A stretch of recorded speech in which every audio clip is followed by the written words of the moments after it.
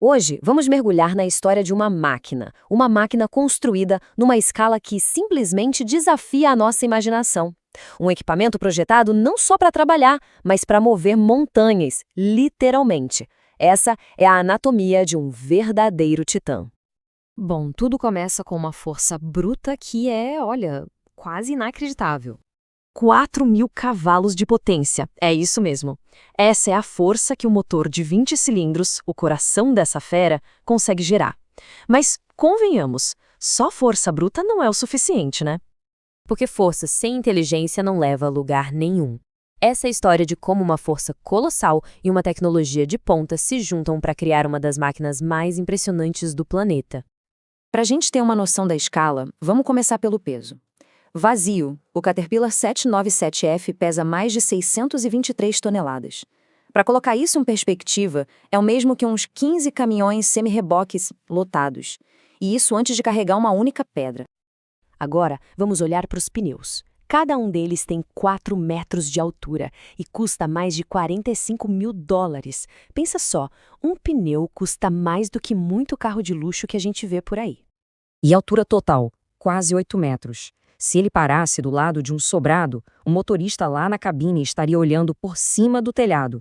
É esse o nível. Então fique a pergunta, como é possível projetar algo tão gigante para não só aguentar o próprio peso, mas carregar mais 400 toneladas de rocha sem quebrar? A resposta está na engenharia digital, em testar cada componente no mundo virtual antes mesmo de cortar a primeira peça de aço.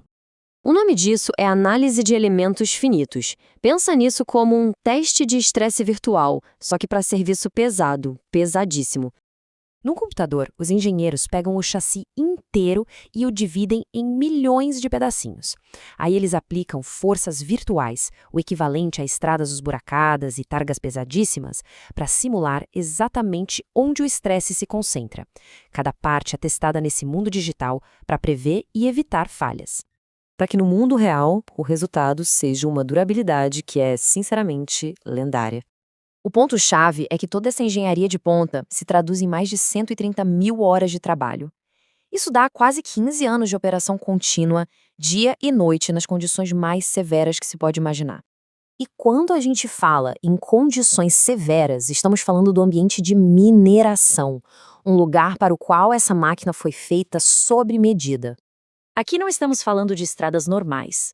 Como essa dissertação da UFMG descreve muito bem, são terrenos que castigam os equipamentos o tempo todo, com impactos e sobrecargas brutais. Existe uma norma internacional, a ISO, que classifica a qualidade das estradas. As rodovias que a gente usa no dia a dia geralmente são categoria A ou B. As estradas de mineração frequentemente estão lá embaixo nas categorias ruim ou muito ruim. É por isso que cada solda, cada peça, cada parafuso no 797F precisa ser superdimensionado. Mas a força física é só metade da história. A verdadeira revolução está acontecendo dentro da máquina, com a tecnologia que a mantém funcionando de um jeito muito mais inteligente. Antigamente, a manutenção era reativa. Esperava-se algo quebrar para depois consertar, o que significava paradas caríssimas. Hoje, o jogo virou. O objetivo é prever a falha antes que ela aconteça. Sistemas de telemetria como os da Control monitoram centenas de pontos de dados em tempo real. Pensa nisso como se fossem os sinais vitais do caminhão. Eles medem tudo, desde a temperatura do motor e a pressão do óleo, até a localização e a força de qualquer impacto repentino. E essa frase ilustra o objetivo com perfeição.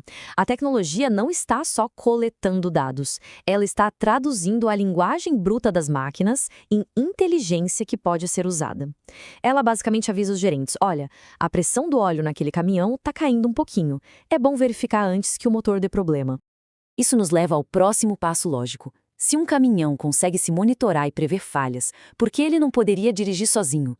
Acontece que, quando a máquina assume o volante, os resultados são, bem, surpreendentes.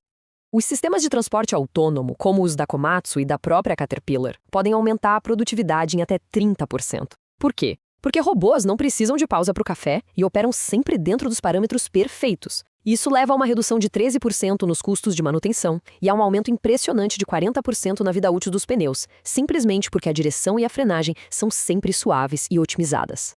Então, quando olhamos para a história do 797F, vemos uma evolução incrível.